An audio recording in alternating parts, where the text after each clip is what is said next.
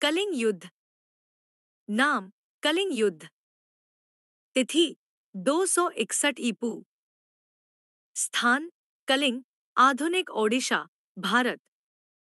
युद्धरत पक्ष मौर्य साम्राज्य, अशोक महान के अधीन। कलिंग साम्राज्य। कलिंग युद्ध की पृष्ठभूमि इस प्रकार है।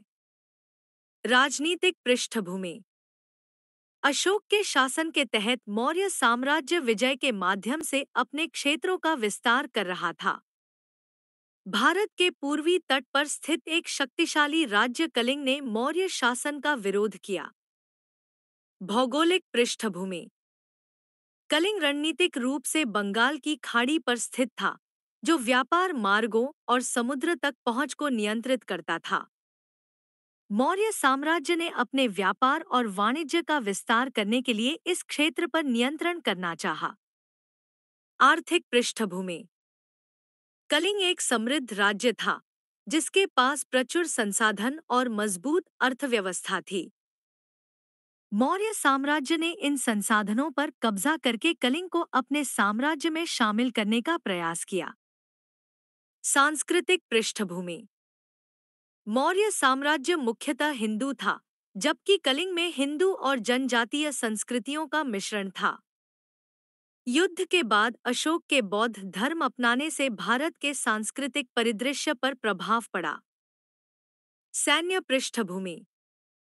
मौर्य साम्राज्य के पास एक शक्तिशाली सेना थी, जिसके पास उन्नत हथियार और रणनीति थी।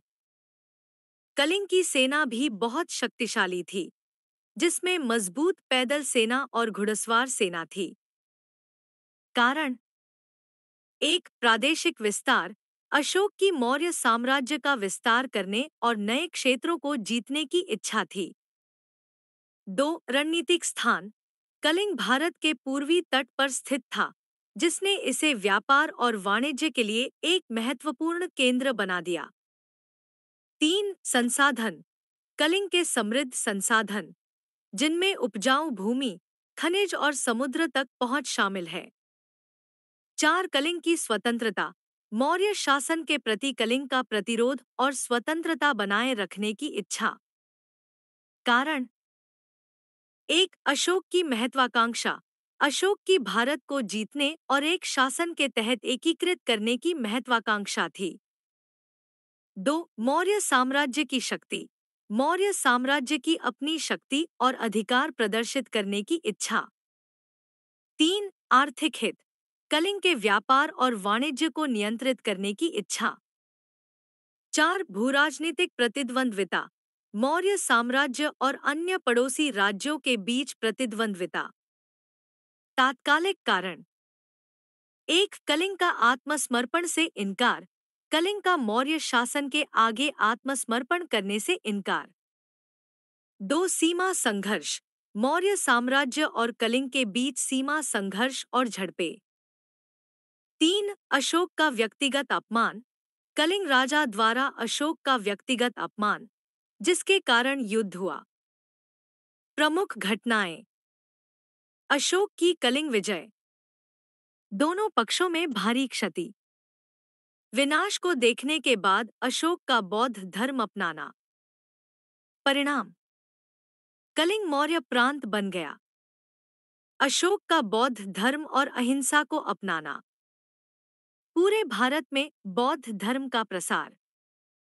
महत्व मौर्य साम्राज्य के विस्तार का अंत हुआ। अशोक को एक दयालु शासक के रूप में परिवर्तित किया गया। भारतीय इतिहास, संस्कृति और धर्म पर स्थायी प्रभाव पड़ा। कलिंग युद्ध के परिणाम इस प्रकार हैं। तत्काल परिणाम एक भारी क्षति। दोनों पक्षों में भारी क्षति हुई। अनुमान है कि 1 लाख से अधिक लोगों की मृत्यु हुई। 2 कलिंग का विनाश। कलिंग की राजधानी का विनाश और उसके लोगों की तबाही। 3 अशोक का अपराध बोध। अशोक की अपने द्वारा उत्पन्न किए गए कष्ट के लिए अपराध बोध और पश्चाताप की भावना। दीर्घकालिक परिणाम 1 अशोक का बौद्ध धर्म में धर्मांतरण। अशोक का बौद्ध धर्म में धर्मांतरण और उसके बाद अहिंसा को अपनाना।